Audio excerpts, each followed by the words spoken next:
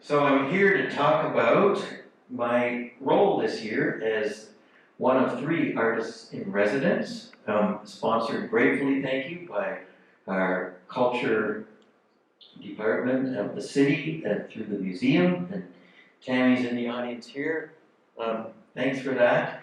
And my proposal, well, I always make these overly ambitious proposals. I promised to meet with as many Guelphites that had stories, mostly people that have lived in Guelph a long time, and with their collaboration and their suggestions, turn them into songs. So I have a dozen songs for you today. Though it didn't go exactly as I planned it, for a strange reason. My first idea was, because I've done for many years rhyme capsules, which is the name of this project, mostly in schools, where I would get a class together, we'd find a story to tell, and then I would nudge that group into writing the song. I found that when I went to especially seniors groups, they had full of ideas and suggestions, but felt a little bit intimidated by me saying, okay, now you're writing the song. So I'll show you which ones worked that way and which ones I sort of shifted gears a bit just by taking everyone's suggestions about, hey, you should talk to this person, you should talk to that person about that. So I met some cool people, and I hope that the stories that I'm sharing mean something to you. I'm going to do them in the order that they came because they sort of follow the thread. The very first one was accidental. As you'll see in the extensive James Gordon boutique out there after the show, I have a couple of new books to offer. So I was at a book fair, the Wellington County Book Fair, and I was sitting right beside a gentleman named D.E. Curson, Ernie Curson, and he has a new book called The Norwich Street Bridge Gang. And I said, well, I've always been fascinated by that bridge. Is that you got some stories? So he handed me the book. So it's all in here. And basically at this book fair, there was very few people in attendance. So I read the whole book while I was sitting there looking for customers. And I said, well, I asked him a few questions and got his permission. He said, go for it. So it ended up being the song I'm going to sing for you now. Go. And I'll give you a few little details that grabbed my attention. So he grew up, he was a kid in the 1950s, Ernie was, and he'd always gathered with his buddies by the Norwich Street Bridge. Do you all know the bridge? Yeah. Okay. It's just a little bit upriver from here. And a couple of the details, he was fascinated with, and the reason why I'm starting with it too is that there's a lot of recurring stories that people want to tell me. And one of them involved, if you were young in the late 1930s and 40s, if you wanted to have some refreshment, you would get a 5-cent bottle of Guelph-made Flip soda.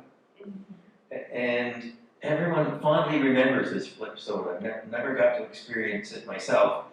And they would go to, if you were hanging around the Norwich Street Bridge, you'd go to Mort's, which was a variety store on Aramasa Road, I think just up the hill slightly. And the other cool detail that he mentions was that they'd ride their bikes up, leave their bikes by the Armco factory, which is still there, where they make metal culverts, and they would, I hope Ernie doesn't get into trouble for this song, because they would swipe metal culverts, because they made them into rafts. They throw them in the river, and they float down the river on these metal culverts. So there's enough in that. Okay, there's a song there.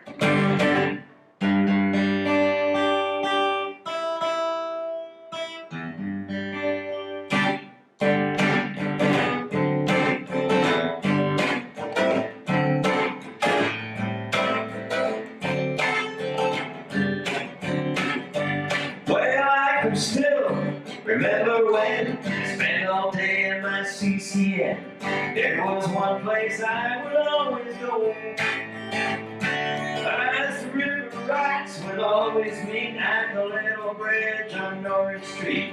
We would watch that old Speed River flow. Back to 54 was ours, with our swim trunks on our handlebars, chained in the bushes, and in we dived. The water was cold, but we still swam all the way to Allen's Dam. It's a wonder that we ever survived. At 10, when the St. George Church was ring, the famous Norwich Street Bridge gang would gather on our bikes and plan our fun. Dancing in the mud, slingshot fights, all kinds of teenage boy delights. That was our golden moment in the sun. Well, behind the Uncle factory, we swiped some cauldron metal and we cracked her out and floated down the street. We'd make it right to back to now. If we sunk, there'd be a tale to tell. All summer long, our life was but a dream. And before we all biked home for lunch, our entire noble bunch, right there alongside and head in the morts. Get a 5-cent bottle of Puff Make Flip and a bag of Lay's potato chips. Teasing old Morton's our favorite sport. At 10, when the St. George Church bells ring, the famous Norwich Street Bridge gang gather on our bikes to plan our fun. Dancing in the mud, slingshot fights, all kinds of teenage boy delights. That was our golden moment in the sun.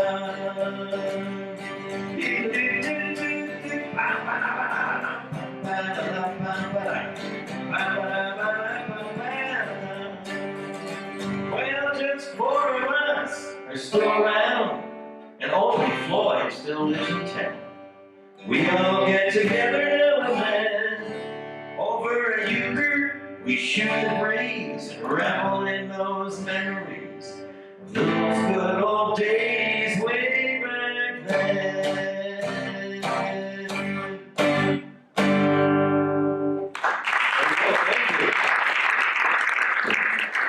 So it goes without saying that all 12 of these songs, this is their world debut, so I'm a little bit, they're not that road tested yet. But I went over to the Elliott home, and it was a little more of a captive audience there, really good folks. And they told a lot of stories that have sort of combined about their whole experience of being in Guelph as young people. And as an aside, when I've asked people, seniors especially, and I'm one too, for their stories, they invariably would tell me stories from their childhood. And when I would urge people, say, well, what about when you had a job? And what about when you said, oh, no. They go back to their childhood tales, which is an interesting thing. But the thing that got me going, they had some suggestions, and the one line one woman offered that I had never heard of, that everyone thought, oh, you better put that in.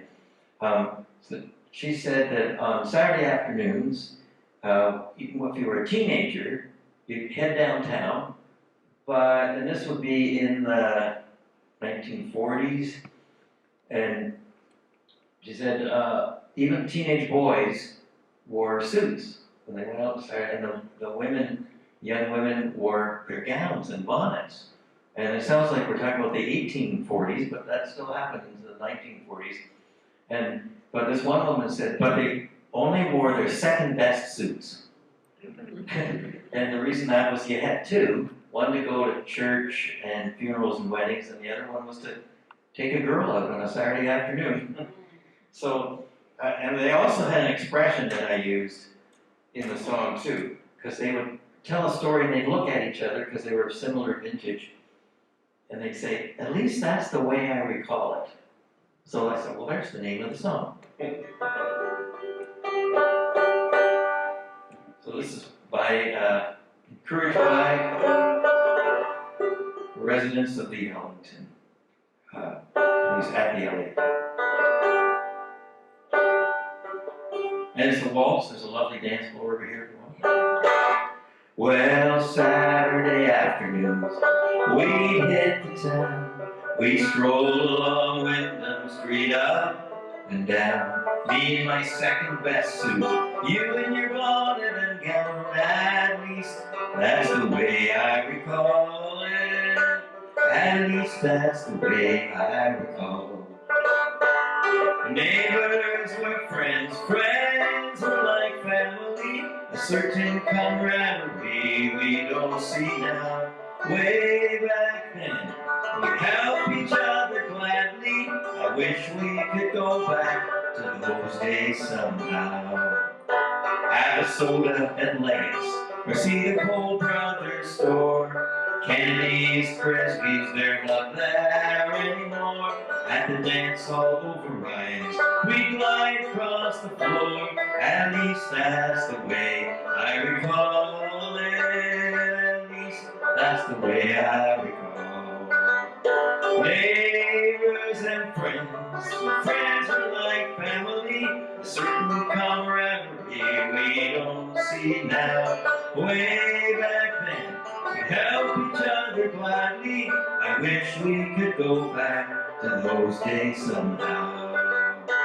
When we all got cars, cause the jobs were somewhere else. Folks seemed to mostly just keep to themselves. Then things weren't as lively. Downtown Guelph, at least that's the way I recall it. At least that's the way I recall. Neighbors, no grocery stores nowadays, no picture show. Things have moved to the edges of this overground town. There's just troubled souls who would know where to go. I wish we could go back to those days somehow. I wish we could go back to those days somehow.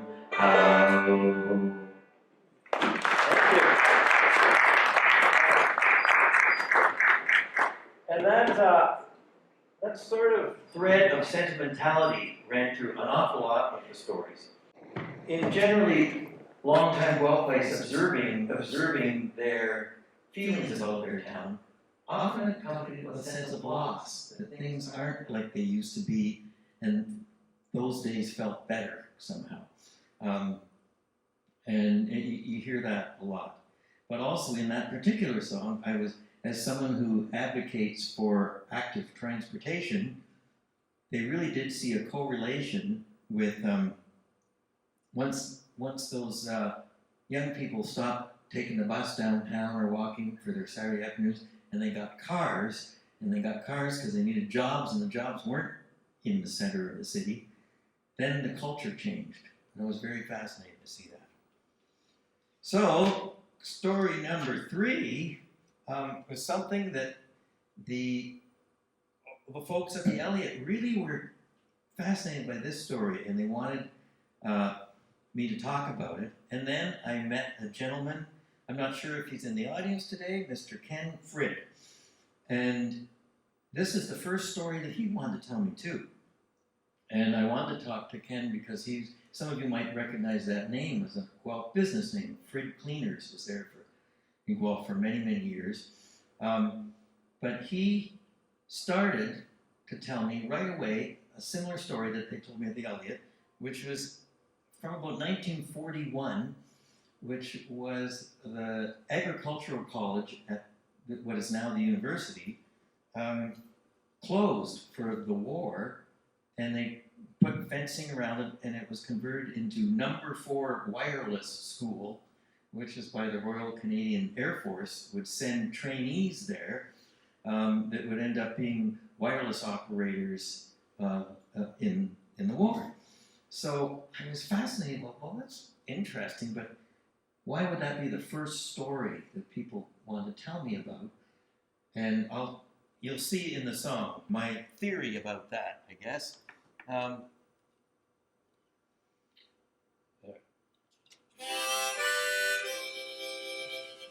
But my theory, well, I'll tell you the theory, and you can see if that bore out in the song.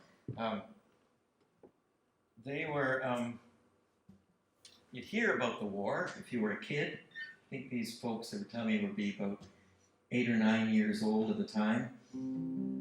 But they all told a similar story about going up there and fascinated by watching the soldiers marching. And I think they'd heard about the war, but the war came to Guelph. They could see it there. And I think that must have had quite an impression on them. So this is called the Number 4 Wireless School. Pretty catchy name.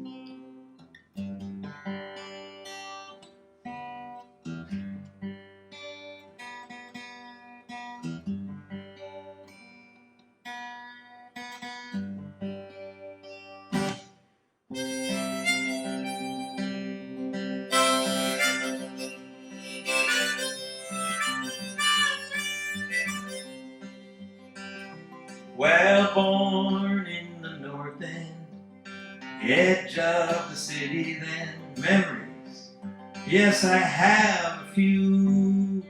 Those were the good old days, a fine place to be raised, up by Speedville Avenue. Summer swimming in the mill pond, winters down the hills on our good old flexible flyers.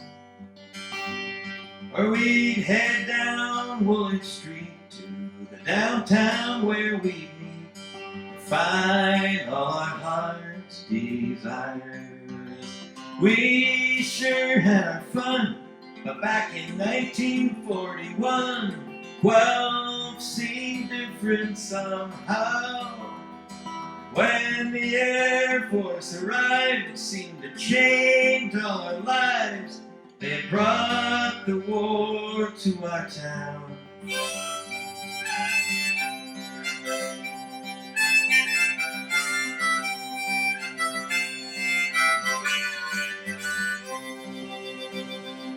We walk up that big long Gordon Street hill. The war looked real when we'd watch those airmen drill. We'd see those brave men and women through the fence. Was the end of our innocence. That school run by the RCAF was called the Number 1 Wireless, the British Commonwealth Air Training Plan. All us kids were proud of it. It felt like Guelph was doing its bit. For me it was when this boy became a man. We sure had our fun, but back in 1941, Guelph seemed different somehow. When the Air Force arrived, it seemed to change all our lives. It brought the war to our town. Born in the north end, the edge of the city then. Hey. All right. Have you guys heard about that school? Yeah. Wireless school? Okay, well, moving to the piano. Let's see. Stay. So this one is, I was interested as an artist, the history of the arts and culture in Guelph. And I was directed towards someone who happened to be an old friend of mine, Nancy Coates. I don't know if she got here today, I don't think so. And by the way, when I was inviting everybody that took part to come to the show today, most of them said, well, we'd love to, but we're in our 90s. And it's not easy. So some of them are waiting for my friend Troy's video of this that we can send along. But anyway, Nancy was very involved in the beginnings of this building that we're sitting in right now. It just had its 25th anniversary. And she had some real insights, not only about gathering interest and funds to make this building happen, but also the roots of why we thought as a community we needed that to happen.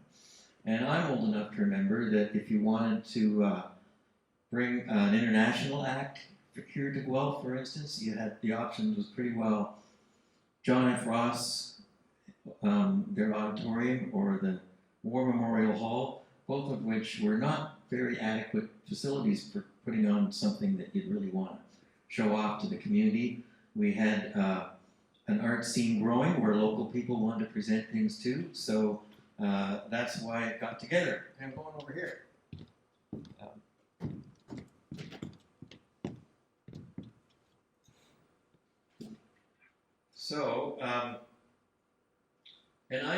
This is the only one, this is awkward to say, but I didn't necessarily agree with Nancy's take on Guelph Arts because there was, I happen to know, there was underground arts happening in little parlors and coffee shops and things like that, but really talks about River Run Roots, which is the name of this song.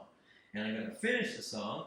I was fortunate enough to be involved at the very beginnings of this hall too, and I wrote a song for that occasion. And I'm going to give you a little snippet of that at the end. And I have the rash claim, someone has to disprove it, that I was the first person to sing on that stage out there. I was wearing my hard hat, and the stage wasn't finished yet, but I belted out something from Mozart's Don Giovanni.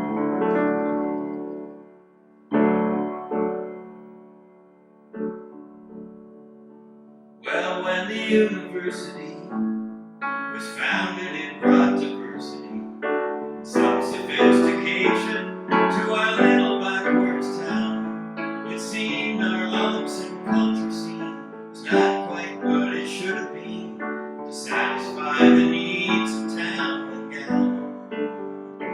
And when the Guelph Spring Festival was made music more accessible, we found there was a growing demand to find a place, a brand new home that we could call our very home.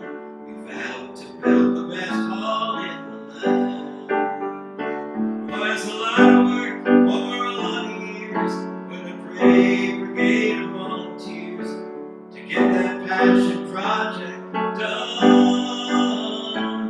When it was finished, soon the crowds would gather there, they all said, wow, we finally had our river run. But first, those fervent culture heroes had a budget with a lot of zeros. They had to pass that stingy city hall. Councillor Hanlon, he led the way, and soon he had his colleagues sway. We had a citizens' art center for us all. It was a lot of work over a lot of years, but a brave brigade of volunteers got that passion project done. When it was finished, soon the crowds would gather there and they all said, wow, we finally had our river run. But it wasn't all the city's doing. There was massive funds to raise, you know. Everyone chipped in, thanks to that dedicated team. So thanks to that great founding crew who stuck with the vision and saw it through. Now 25 years on, we can still dream that dream. Look around, all you see once was only a dream, a flight of imagination. And that dream was a home, place to call our own, where we could all feel the joy of creation.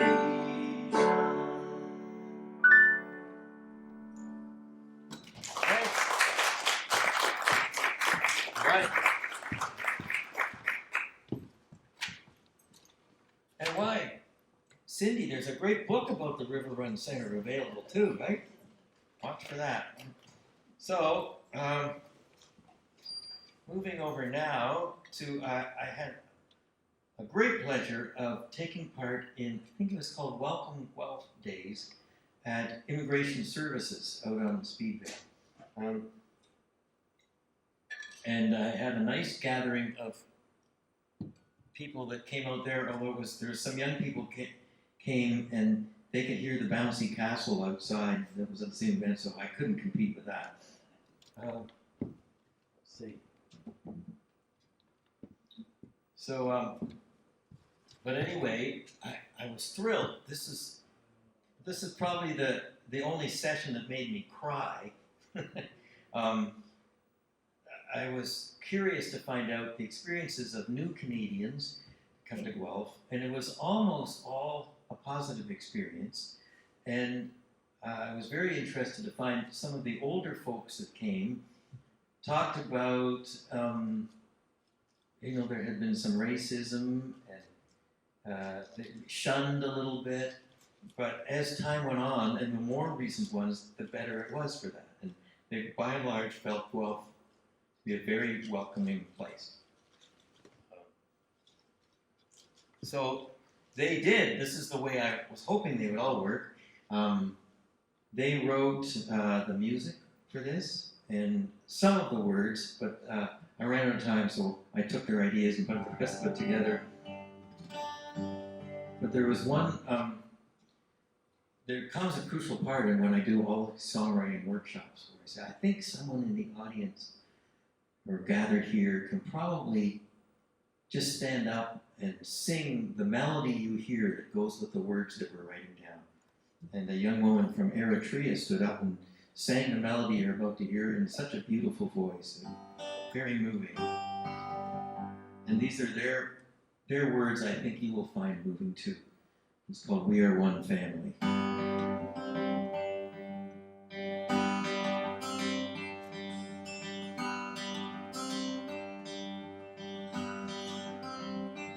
We are one family, under one sky, like leaves from the same trees that fall and fly, enjoying different cultures, sharing the land, standing together, hand in hand.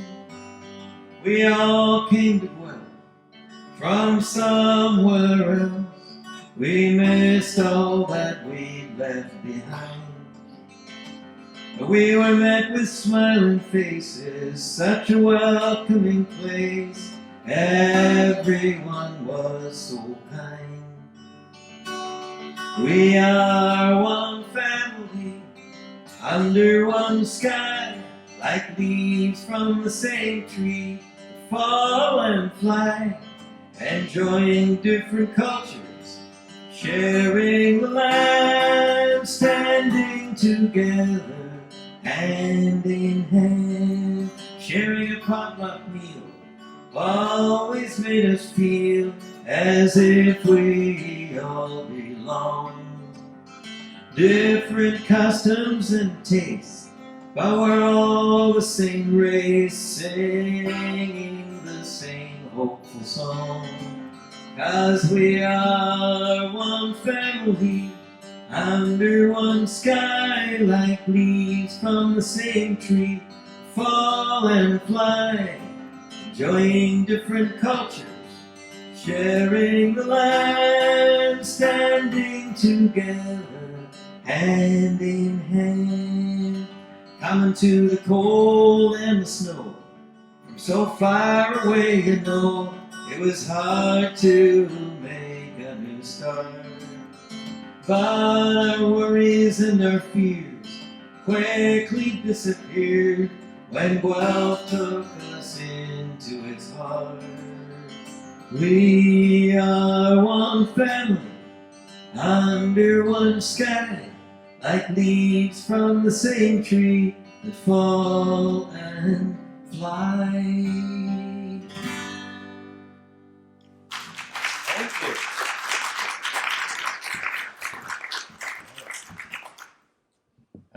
And I mentioned sharing a potluck meal. Perhaps you've had this experience. Their when I asked them, well, how did it was that all these different cultures in your view got to get along? And to them, it all started with food. So you find sharing food is an intimate thing, but it's also sharing your culture. And when people liked your food that you were offering, and they provide theirs, it sort of got them together in ways that hadn't happened before. It was very cool. Was anyone here at the Upstart Praise the Ward Festival? There we go. Smattering. Good. That's actually a pretty good smattering for a smattering of people. So I held a workshop at the festival for people that lived in the ward to write a song about the ward. And it was a nice little group of folks, and I learned something. They were very taken, and I had never seen this, although I'm a ward resident. They all found comfort, solace, and inspiration in the little Huron Community Garden, which is at the corner of Huron, Manitoba, and Oliver Street.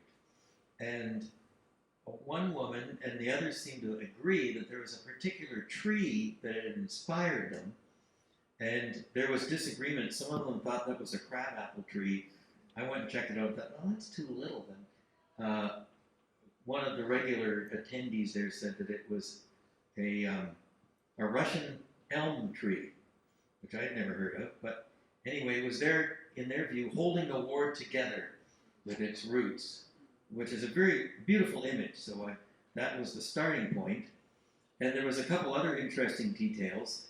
That spot where that garden is, if you know it, used to be called Priest Hill.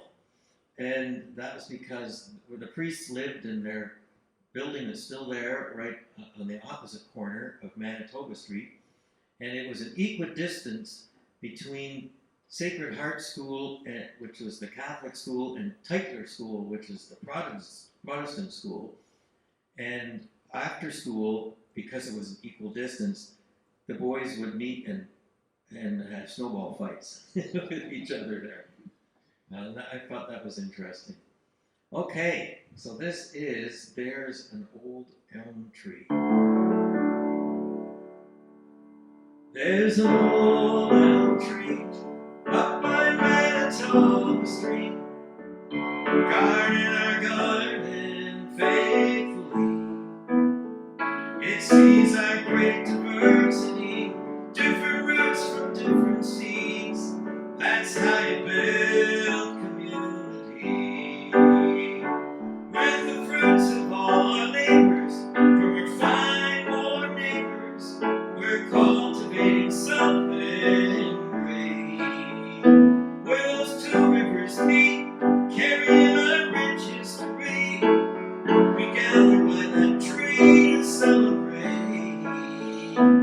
Yes, up on Priest Hill, that tree, with its deep roots, it seems to me, keeping this little ward strong.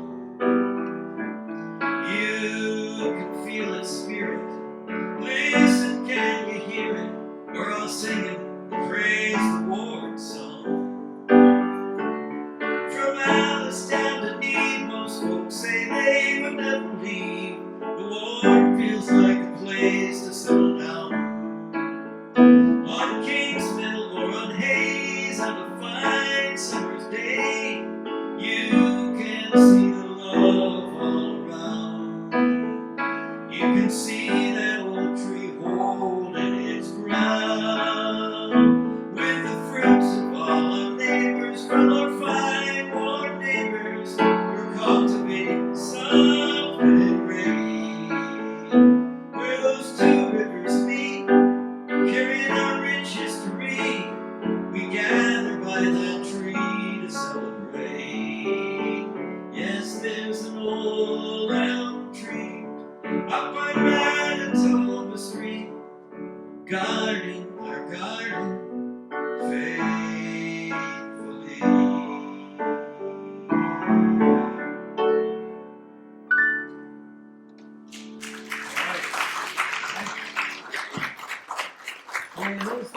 Why I was thrilled with that group that got together was I'm inspired by living in the ward. It's a very cool place. But they gave me a story that I never would have written otherwise. So I have been working a little bit with the Guelph Chamber Choir, which has its own great history in this town, and I started my musical adventure at the University of Guelph, studying choral music, and was in lots of choirs. So I've been fortunate enough to be their guest a few times in some of my own works. But when they offered me time to visit them about a month ago, I said, well, I think if you guys talked about the experience of being in a choir, that's a real, Guelph is a very choral music kind of town too. We have lots of choirs, and they jumped on it, and I just really had to turn the tape recorder on. They pretty well did it all themselves. And the song that they wrote, and you'll hear the choir singing it with musical accompaniment on the piano by my old friend Alison McNeil. So do you think Pat is ready to try rocking it? Yes, please. This is One Voice, One Heart by the Guelph Chamber Choir and sung by them, with me just nudging a bit.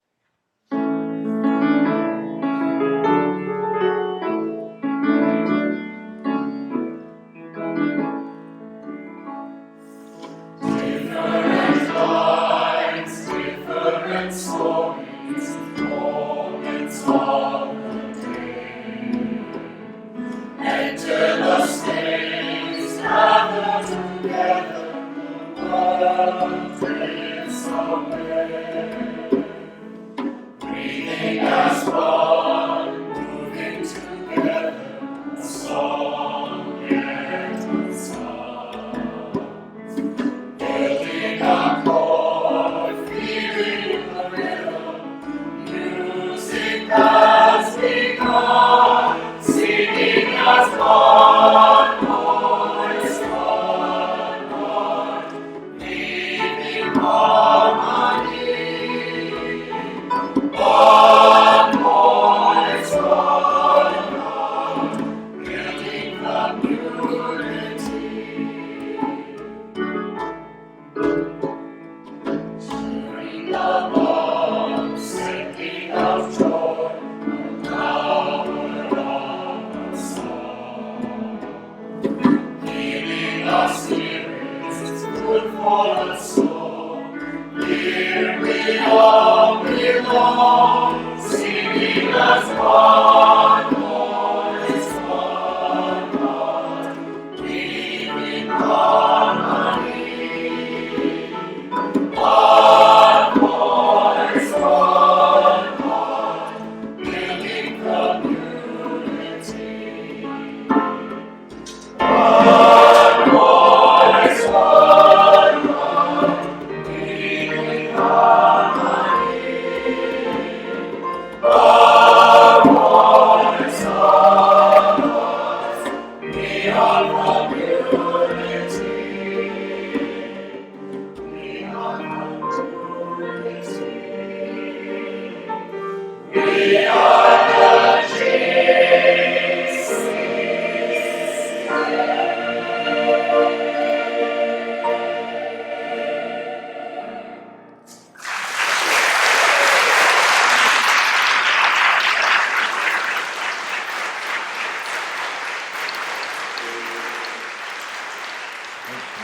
All right.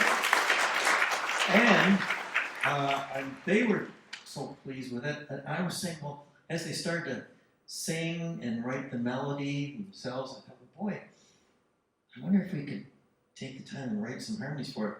They didn't need that. They just sang them just right off the bat. Beautiful harmonies. So it is now part of the program of the Chamber Choir, which will be debuting it on November the 26th. So watch for that at Harcourt Church. That'll be fun. Okay, so now back to our scheduled programming. I'm going to go back to the piano for. I visited another old friend who was recommended to me because Guelph, as well as being a choral music town, a real community-based town, it's also, in my view, kind of an activist town. We have a great history of activism here, and my friend Nora Challoner was involved right through most of the activism activities over the last few decades. And I just wanted to ask her about her. She was a health practitioner and grew up in Laura and moved down to Guelph as a young woman. Just wanted to hear recollections, but she really focused in on this activist history. I have a bit of a history that way myself, so it was a natural fit. So I'm going to go and do that song.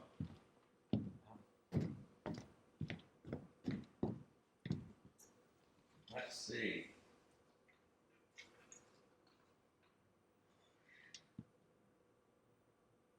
I have the most imaginative names for all these songs. This was Guelph as an activist town. Yeah.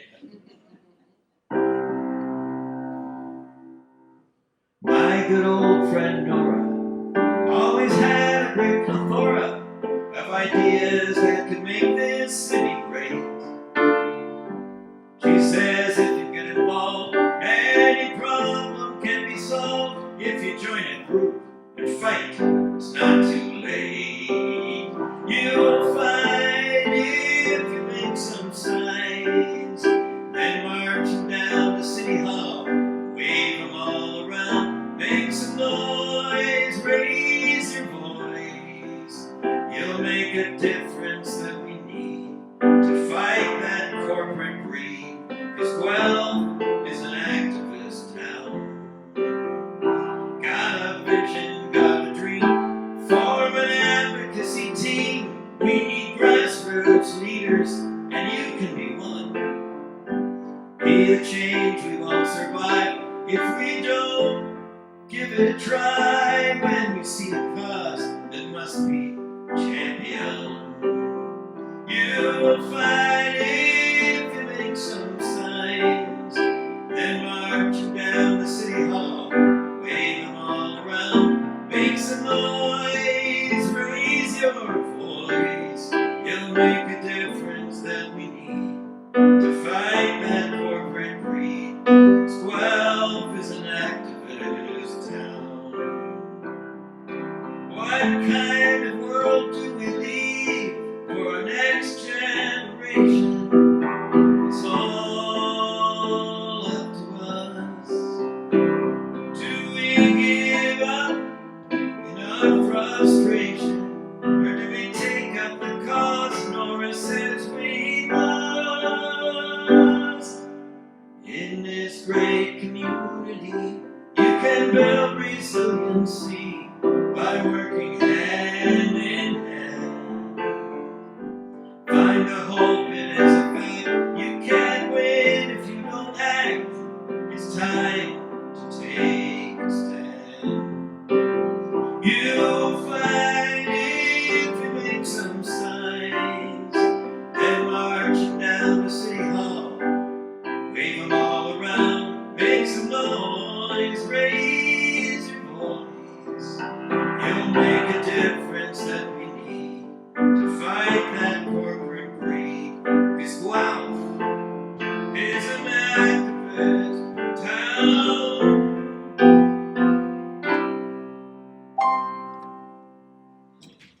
Hey.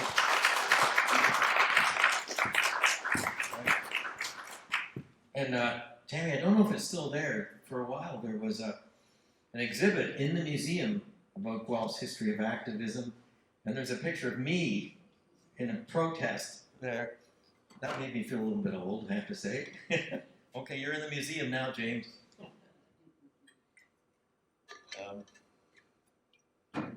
So, where are we now? This one is an idea from my old friend Mark Goldberg, who's in the audience today. Hey, Mark. Mark heard about the project. He said, "Oh, I've got a story for you." And he invited me down to the Market Square skating rink. And although it was the splash pad at the time, it was in the summer. So he told me the story. I knew a little bit about it. It was nice to hear the details. But Mark, what I've done with the song, after your suggestion, I realized that one of the reasons why we wanted a nice skating rink in front of City Hall was because, just like choral music, activism, we have a history of skating in this town too. And I went to the Guelph Public Library and researched that history. So we have sort of the story of Guelph and skating. The most fascinating historical bit happened almost right in this spot, right over there. You can still see the facade of the Guelph Speed Skating Rink. And I never knew this. It was a beautiful building, and it was that way because it was a very active skating rink. It was built before that railway track came through. And when it came through, they decided, well, they can't move the building, but they sliced the back of it off so that the train track could go straight. And then it was a smaller skating rink, and well, that's no good, so they kept building other skating rinks too. So this turned into a ballad of called the Ballad of Guelph Skating Rinks, and it works itself into the current rink there. And it's the second appearance. Notice there's all this strange coincidences of different people that I interviewed or chatted with would send me to someone else, and there became this interesting group. And this is the second time that I mentioned another song, Councillor Ken Hamill. He was instrumental in this project too. And he was a member of what Mark told me were the Rink Rats, who was a fundraising and advocacy group to get that made.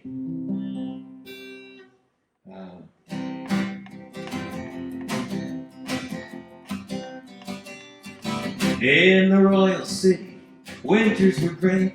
Everybody loved ski. When our two rivers they froze up, those times were really not enough to satisfy our endless craze for skating on those winter days. Some civic leaders started to think what we need is an indoor rink. So in 1871 at Huskisson and Wellington, our first wooden rink appeared. It did the job for several years. Then in 1882, as our little city grew, the fine stone building was completed. The speed skating rink was what we all needed. But the railroad came, those train tracks sliced through the rink and took off the back. What were our skaters gonna do? Time to look for something new. The Victoria rink on Baker Street, and later Petrie's, it was pretty sweet. The arena on Paisley, and I beg your pardon, I almost forgot Memorial Gardens. But that rink turned into City Hall. The new arena was too dear for us all. But a new group that called themselves Rink Rats said we're gonna find a solution for that. They said great cities everywhere have a rink out front in the civic square. And there are splash pads in the summer too. Can you help make our skating dreams come true? The city said, gosh, we adore it, but we're not gonna pay a penny for it. So the Rink Rats, they began to raise the funds to make their plan. Though their efforts were extensive, that project was a bit expensive. Those Rink Rats were ready to hang up their skates, but then fate intervened to save the day. A lad was playing hockey on a rink just up the hill. He was struck by an errant puck. The poor young man was killed. His family was devastated. They mourned and they grieved till they had a thought that would preserve his memory. They would be a major sponsor of the rink in Market Square. Knowing other kids his age would enjoy the skating there. Soon other sponsors came on board. Things moved rapidly. And soon the awesome spot we see today was reality. So next time you're there, look for the plaque and show your appreciation. Give your thanks to the Nicholas Langdon Children's Foundation. There you go. Thank you. And I hadn't seen it. I've been to that rink many times, so go down and check out that plaque. And there's there's something etched in the glass too, right, Mark? And I think. So check that out. All right, we're getting there, and I'm going to have a little Q&A and chat after too. I hope you're not looking to tell me stories that I should have put into this. So, again, how things kept going in a circle. When I interviewed Nora Challenger, she said, "Are you going to talk about the Native Sons?" And also an Indigenous elder in the community asked me the same question: is there a way to incorporate the story of the Native Sons? And I'll tell you what I know, and that's in the song. Maybe some of you heard recently, Brian Scarrett was interviewed on CBC and I think the Globe and Mail too. There's lots of press about it. At the reformatory, or prison lands, there are beautiful murals on the walls inside that were painted by Indigenous inmates who called themselves the Native Sons. And they had gained permission because in those days, right up until it stopped being a reformatory and being correctional, it was pretty progressive. They offered services that would help to rehabilitate the inmates. So they convinced the wardens to let them have a space of their own, that they could have a sweat lodge, and they could have ceremony, they could smudge, they could make these murals, and they also had a periodic publication, a journal with their poems and their stories called Stories from the Native Sons. But here's where it got tricky. I learned as much as I could about it.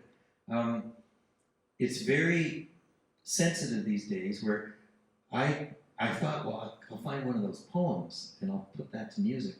But couldn't find anyone to get that permission. And it also feels like it's not my role to tell Indigenous stories.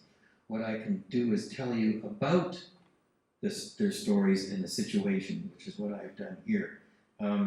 I have some Indigenous background myself, but not enough to make me feel that I can speak for those brave people who lived under strange conditions. So, oh, this has a prop here, look out.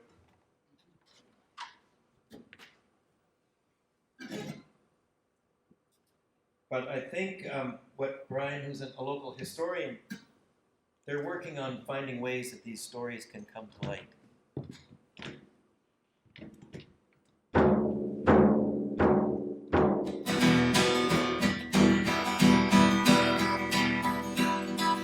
Once they made it through the residential schools, they couldn't find a way. They didn't have the tools to live in the white man's world. They turned to alcohol and crime, and they found themselves at the edge of wealth in the prison doing time. Separated from the land, their fathers and their mothers, behind those bars it was so hard, but they looked out for each other. They won permission from the guards to have a sweat lodge and a drum to celebrate their culture. They called themselves the Native Sons. They took their trauma and their anger, they put it on the wall that the guards had let them use in the lower assembly hall, sharing the tortured journey of their troubled lives. That's the way they say those inmates managed to survive. They paid their pain and passion of that cold prison wall. We must preserve those murals as a lesson for us all, for colonials who locked them up in the reformatory. There is wisdom to be shared in the Native Son story. For all those incarcerated, with their lives all torn apart. They found hope and a way to come through their poems and their art. Prisoners on their homeland, stolen from them long ago. They found a kind of freedom that they had never known. There'll be no reconciliation, no truth can be told, till we find a way to honor those forgotten souls who suffered for the crime of being indigenous. What about the crimes against their culture committed by us? They painted their pain and passion on that cold prison wall. We must preserve those murals as a lesson for us all. For colonials who locked them up in the reformatory, there is wisdom to be shared in the native Sunday story. I am only a reporter. This is not my tale to tell. I cannot speak for those who spent so long in a lonely cell, but I can lend my voice to those who now have raised a call to find a way to bring to light the tales told on that wall.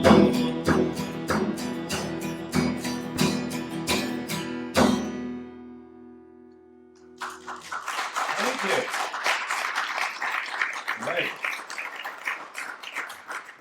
Okay, so I reserved the right when I did this, knowing that I'd collect a lot of good stories, to write a couple of my own songs here, unaided by anybody. And I wrote these after I heard all the ones. I thought, well, what's missing in the story?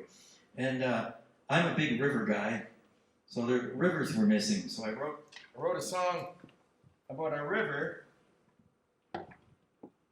And I also thought what's missing was a love song. So this is a river love song.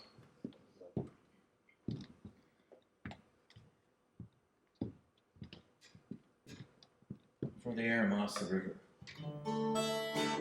I was always very disappointed. Before I came right into Guelph as a kid, I was in Rockwood. We always called it the Aramosa, which is a much better songwriting phrase than Aramasa. So I got here and said, no, it's Aramasa. So that's what we got in here. It's called You and Me and That River.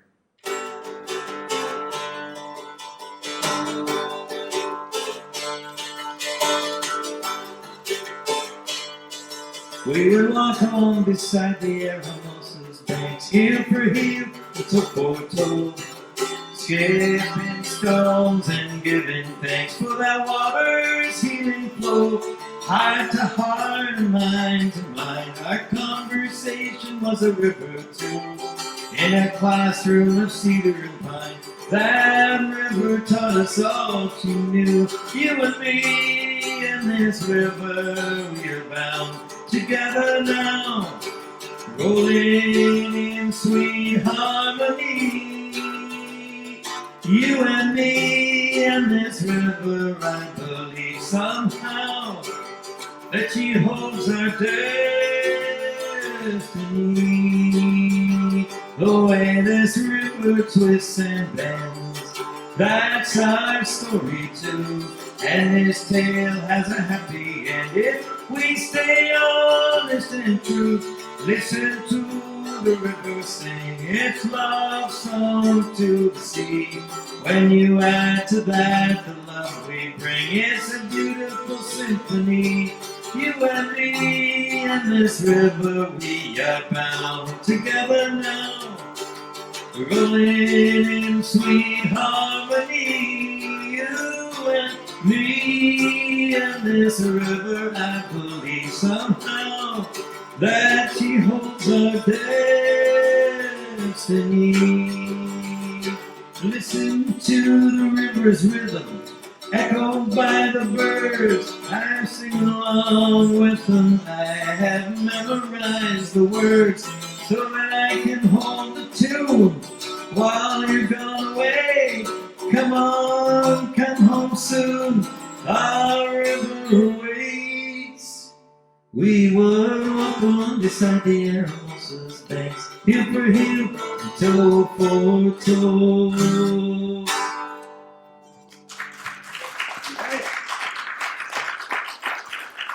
Right. So I got one more song for you, and then I hope you guys will have some. We can chat a little bit if you have any questions. One of the questions that will come up, people say, "Well, what was that you were playing there?" That's the duck-billed platypus of the stringed instruments. It's an Irish bouzouki, which is a Greek instrument that the Irish adopted, and it was made in Romania. So it's everywhere. Let's see. So, looking for gaps, I thought, well, wait a minute.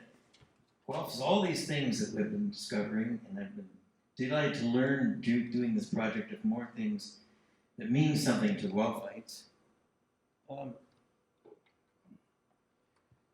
It is also we're very good in Guelph, and I mentioned it once before, about cycling, walking along rivers, cycling along our trails. So this song has the very imaginative title of The Guelph Song. And it talks about the Church of Our Lady, and I know you're not supposed to say that, you're supposed to be the Basilica now, right? Try rhyming that.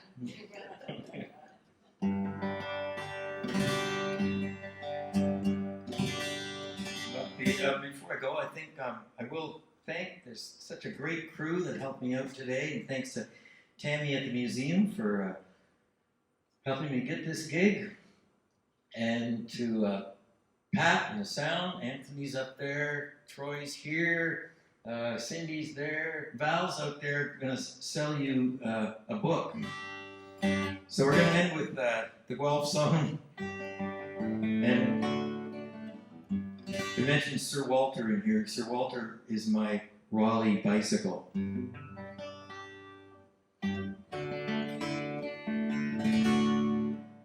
Church of Our Lady, smiling down on the sweet and shady streets of town.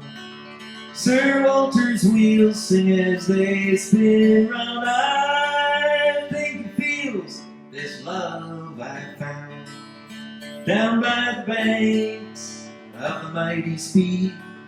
I give my thanks for the life I lead, for the blessings of community, and for the love you've given me. You got your hippies, hustlers, debutantes, buskers, punks, and clerks and cops cruising by the restaurants. Moms and pops stop in the shops, they're in our local shops. Kids are splashing in Market Square, lingering laughter in the air. Come on along and let me share this city song. It's everywhere.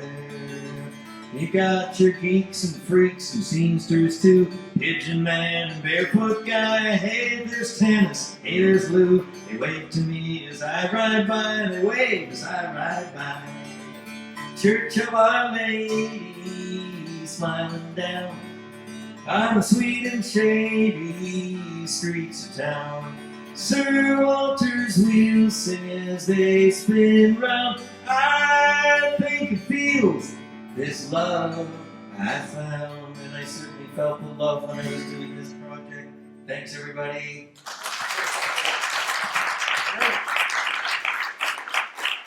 Okay.